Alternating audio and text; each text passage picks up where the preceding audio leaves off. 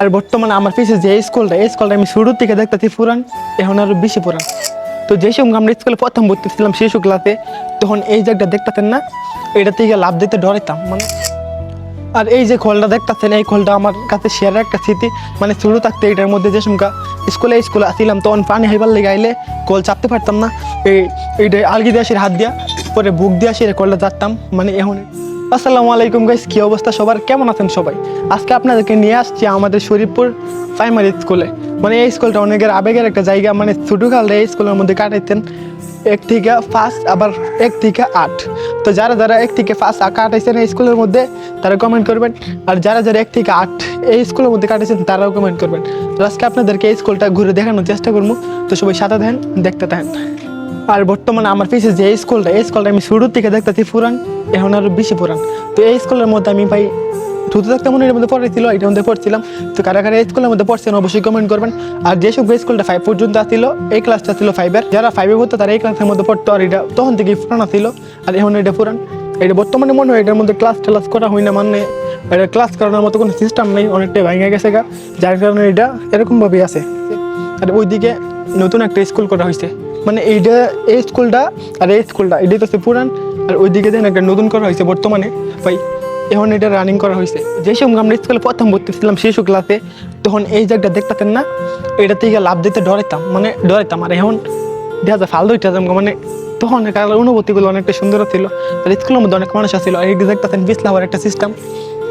তো এইখানে দেখতেছেন সামনে একটা পিছলা হওয়ার একটা জায়গা, মানে এটা আমরা খেলা থাকলে পিছলা হাইটাইতে এটা ডোলা বানিয়ে নিলাম বলে। আর পোলাভান থেকে এটা মনে ভাই 2-2.5 বছর আগে এটা লাগাই দিছে, এখন পোলাভান থেকে কোনো কিছু করতে পারছে না। আর আমরা খেলা থাকলে এটাতে লাফাইতে এটা সকালে ডোলা বানিয়ে নিলাম বলে। আর এই যে খোলটা দেখতেছেন, এই খোলটা আমার কাছে শেয়ারের একটা স্মৃতি। মানে শুরু থাকতে এটার মধ্যে যে সময় স্কুলে আসছিলাম, তখন পানি হাইবার লেগে আইলে কল চাপতে পারতাম না, এইটা আলগি দিয়ে আসির হাত দিয়া, পরে বুক দিয়ে আসির কলটা চাপতাম মানে। এখন এটা দেখে আমার সে কথাটা মনে পড়ছে, অনেকটা হাসির একটা কাহিনী আসলো তো ওই সময় লেগে। আর আমরা কালে বিশেষ করে এইটা ছিল 6-এর ক্লাস, ওইটা ছিল 7-এর ক্লাস, আর এইটা ছিল 8-এর ক্লাস। আর এই জায়গাটা দেখতেছেন 6-7-এর মধ্যে ওখানে যে একটা ফুল গাছ দেখতেছেন, মানে এখন ফুল গাছ কম, আমরা গেলে এখানের মধ্যে একটা বেড়া ছিল, আর এটার মধ্যে অনেকগুলো ফুল গাছ ছিল। তো কে কে ওই সময় স্কুলে পড়তেন অবশ্যই কমেন্ট করে জানাবেন। মানে যারা আমাদের গ্রামের আছেন সবাই কমেন্ট করবেন যে কে কে এই সময়ের মধ্যে এখানে আসছিলেন, মানে যেই সময় এই জায়গার মধ্যে অনেকগুলো ফুল গাছ ছিল। তুমি কি তো এই স্কুলে পড়ো নাকি? তুমি এই স্কুলে পড়ো?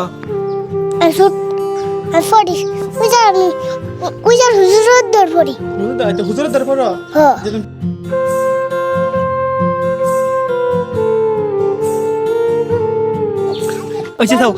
তুমি জানো না অফিস লাইটাস, তুমি কি পরে ব্যথা পাও? যদি কোনো সময় পরে ব্যথা পাও তাহলে কি করবা? একদিন তুমি সাদর ছিলা, পরে পড়ছি না, পড়ছো না? দইরা লাগছি। একদিন আমি ফিলতে পানি কইরো না দিকে পুরো একদিন ফিলতে ফেলাছিলাম গা, পানি হাসিল। আপনারা কি তা মনে করছিলেন এটা ফাঁকি? আসলে এটা ফাঁকি না, এটা তো সেই বিল্ডিংয়ের পিলারের মধ্যে আর্ট করা হয়েছে।